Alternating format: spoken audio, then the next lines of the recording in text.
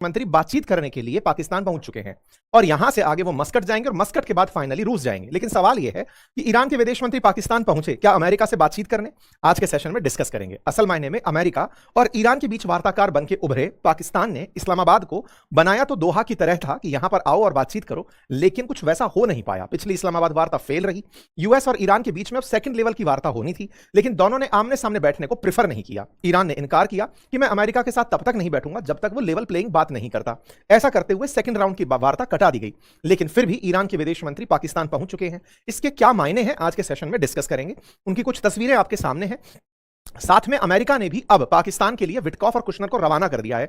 अब तक का अपडेट यही है। जेडी वेंस, मार्को रूबियो कोई नहीं आ रहे हैं। इसका मतलब यह हुआ कि जो भी कह करके अरागची जाएंगे पाकिस्तान में, उनसे बातचीत करने के लिए विटकॉफ और कुशनर आकर बातचीत सुनकर चले जाएंगे। यानी कि अब प्रॉपर तरीके से वाया रेफरेंस में बात होगी, आमने सामने बातचीत नहीं होगी।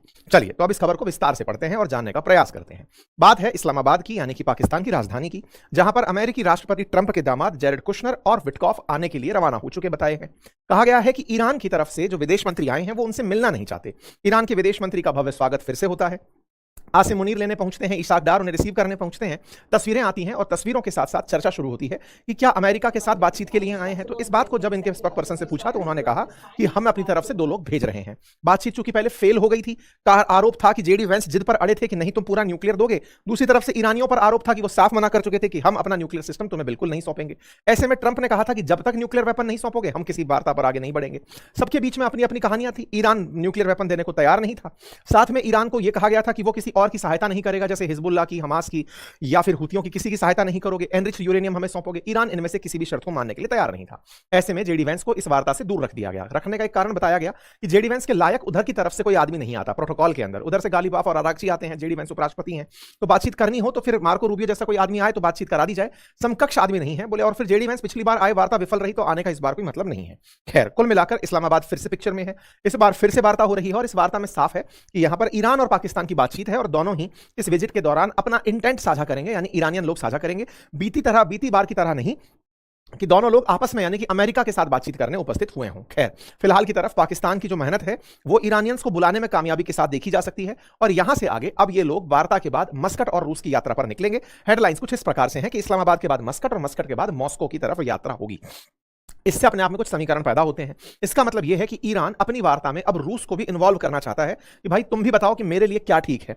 इस तरह की बातें भी निकल कर आ रही हैं कि ईरान को सजेशन दिया जा रहा है वाया पाकिस्तान कि अगर आप अपना एनरिच्ड यूरेनियम किसी एक देश में नहीं रखना चाहते तो कुछ देश जो आपके विश्वस्त हो वहां पर रख दीजिए। मतलब आप अपने पास मत रखिए अकॉर्डिंग टू अमेरिका, एक देश में मत रखिए। आपके जो विश्वस्त हैं, चाइना, रशिया, इंडिया, जहां रखना चाहें आप वहां रख दीजिए और इस तरह से आप इस बातचीत को आगे बढ़ने का मौका दीजिए। फिलहाल के लिए ईरान और पाकिस्तान के जो मंत्री हैं उनकी बातचीत की कुछ तस्वीरें आपके सामने है। चर्चा यह है कि ईरान ने अपने डेलीगेशन में से गालिबाफ को हटा दिया है। गालिबाफ कहीं ना कहीं न्यूक्लियर वेपन को लेकर समझौते की मुद्रा की तरफ बढ़ रहे थे। ईरानियंस के जो हार्डलाइनर्स हैं उन्हें यह बात पसंद नहीं थी। इसकी जगह उन्होंने सईद जलीली को चुना है। सईद जलीली वो हैं जो पिछली बार राष्ट्रपति पजेश्कियान के सामने चुनाव में उतरे थे, हार गए थे, लेकिन आईआरजीसी का उन्हें आईआरजीसी का प्रिय माना जाता है। कहा जाता है कि जो वार्ताएं परमाणु से जुड़ी हों उसमें जलीली को साझा किया जाएगा। गालिबाफ नरम दल के नेता बताए गए हैं। ऐसे चलते आने वाले समय में सईद जलीली जो हैं वो गालिबाफ की जगह ईरान के रिप्रेजेंटेटिव बनते हुए दिखाई दे सकते हैं। फिलहाल के लिए वार्ता में कोई भी बड़ा रोल होते हुए दिख नहीं रहा है, लेकिन प्रयास चल रहे हैं, तो मैंने सोचा आप तक इस बात का अपडेट पहुंचा दिया जाए। ईरान के विदेश मंत्री की यात्रा अपने आप में एक बड़ी यात्रा कंसीडर की जा रही है। जैसा कि आप जानते हैं ट्रंप के पास 1 मई तक का समय है, क्योंकि फिर उसके बाद उन्हें सीनेट से परमिशन लेनी होगी। ऐसे में वो भी अपनी तरफ से एफर्ट डाल रहे हैं। कल मैं आपको जब ये सेशन अंकित इंस्पायर इंडिया पर साझा किया था तब मैंने ये जानकारी आप लोगों के साथ की थी कि ट्रंप के साथ 1 मई का क्लॉज क्या है। 60 दिन के बाद अमेरिकी राष्ट्रपति अगर युद्ध कंटिन्यू करना चाहते हैं तो उन्हें सीनेट से परमिशन लेनी होती है। इस बीच में और अपडेट क्या है? अपडेट ये है कि अमेरिका उन तरीकों को रोक रहा है जिससे ईरान के पास पैसा पहुंचने से रोका जा सके। कहा जा रहा है जहां एक और जहाजों को पानी में रोका जा रहा है, ईरान के तट से दूर निकलने नहीं दिया जा रहा, वहीं दूसरी तरफ क्रिप्टो के थ्रू हो रहे पेमेंट्स को, क्योंकि चर्चा थी कि ईरान क्रिप्टो के थ्रू पेमेंट रिसीव कर रहा है, अमेरिका की फोर्सेस क्रिप्टो के पेमेंट्स को भी अब ट्रैक कर रही है। ऐसे में खबर बनकर आती है कि $344 मिलियन का इन्होंने ईरान लिंक जो क्रिप्टो करेंसी था, एनर्जी ट्रेल था, उसको हाल ही में इन्होंने क्रैक किया है, पकड़ लिया है। यह यहां के जो वाणिज्य मंत्री हैं अमेरिका के, स्कॉट बेसेंट, उनकी तरफ से दी गई जानकारी है। कुल मिलाकर अमेरिका चाहता है कि वो पूरी तरह ब्लॉकेट लगाकर ईरान पर बैठा रहे, लेकिन वो ये भी चाहता है कि यूरोप के देश भी उसकी इस काम में सहायता करें। दिक्कत यह है कि अगर अमेरिका ईरान पर ब्लॉकेट लगाता है तो अमेरिका के मित्र राष्ट्र सऊदी, यूएई, कतर, इन सब को वो रास्ता खोलकर नहीं दे पाएगा और उनकी अर्थव्यवस्था ईरान के साथ साथ बर्बाद होने लगेगी। ऐसे में ईरान को नुकसान पहुंचाने के लिए इन देशों को नुकसान पहुंचाना क्या ये देश बर्दाश्त करेंगे? अमेरिका की असल अग्नि परीक्षा यहां पर चल रही है।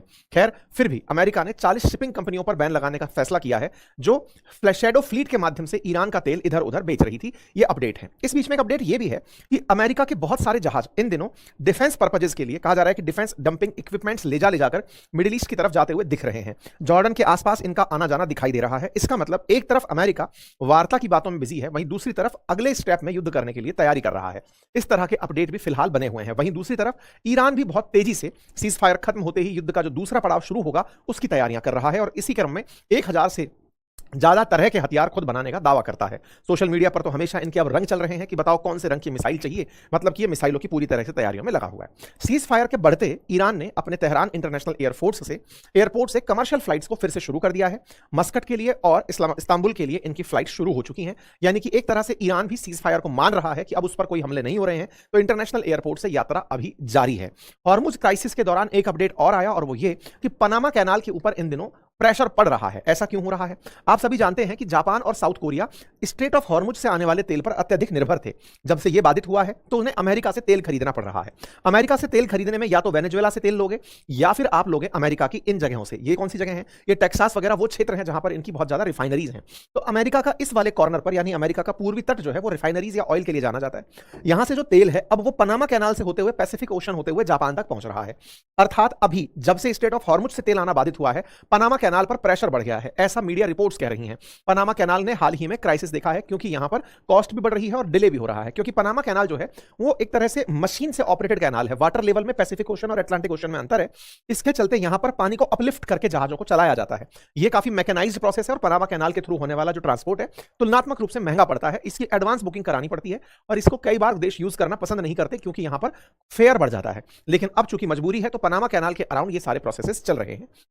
हॉर्मुज बंद होने से पनामा कैनाल पर भी प्रेशर पड़ने की बातें सुनाई दे रही हैं। इसी बीच में रशिया ने वेनेजुएला में जो तेल की पाबंदी है उसकी अपनी तरफ से प्रतिक्रिया दी है।